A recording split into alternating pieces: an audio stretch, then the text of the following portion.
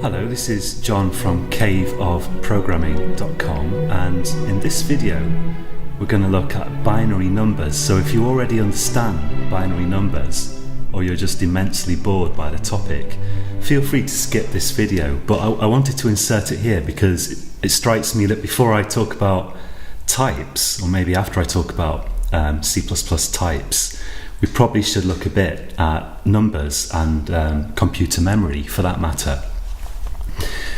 So in kind of what we call decimal numbers, the normal number system, we could write a number like this, 372, let's say.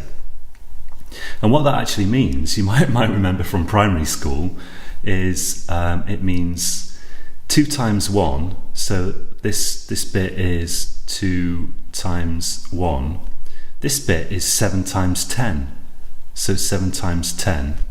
And this bit is 3 times 100. So this is the decimal system based on tens. And the rightmost number here tells you how many ones you've got.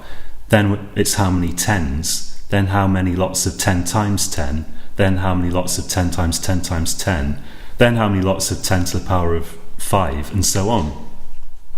And the binary number system is really simple. It's really similar. We just use noughts and ones. There are only 2 numbers in it. And the way it works is, let's take a number like this, 1, 0, 1, 1. What does that mean? Well, here we've got 1 times 1, just as in the decimal system. But here we've got, instead of 1 times 10, we've got 1 times 2, so 1 times 2. And here we've got 0 times 2 times 2, in other words 0 times 4. And here we've got 1 times 2 times 2 times 2, in other words 1 times 8. So altogether the number is going to be, in decimal, it's going to be 8 plus 4, no, not 4 because we've got no 4s, 8 plus 2 plus 1, which is 11. So this is 11 in binary. Let me just check that. We've got 1 plus 2, that's 3, plus there's no 4s, and we've got 8, so that's 11. Now the reason this is important is because the computer's memory is organized in like a series of cells. You can think of it as like a series of cells like this, and each cell is called a bit. So let's label one of these a bit. So we've got 4 bits here.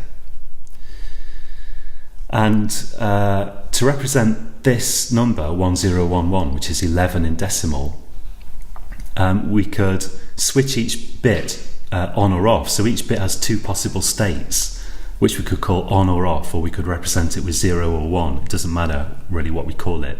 2 possible states. So we can make this on, or whatever you like to call it. We could say this is off, this is on, this is on, and then we've represented the number 1011 in binary, which is 11. Hopefully I haven't lost you so far. If I have, don't worry too much, because you rarely have to think about this as a programmer. That's really, as in seldom. My Derbyshire accent really and rarely are quite similar for me. But you don't very often have to think about this. But I just thought I'd better run it past you for the sake of completeness.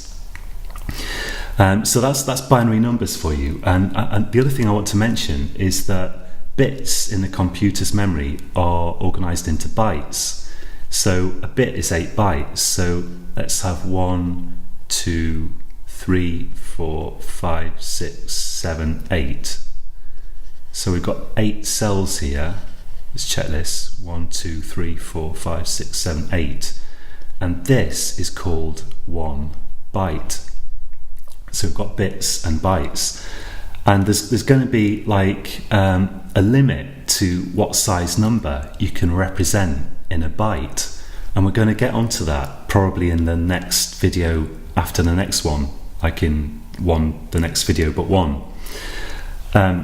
Because the thing that you need to know, really, the practical thing here most of the time, It's just that you need to be aware that there are minimum and maximum values that you can fit into a certain amount of memory. You also sometimes need to allocate memory to put stuff in it, and then you need to be aware that memory comes in bytes and bits. So that's all I'm going to cover for this tutorial. Very quick introduction to binary numbers here. In the next tutorial, I think we will get on to looking at C++ types. So join me then, and until next time, happy coding.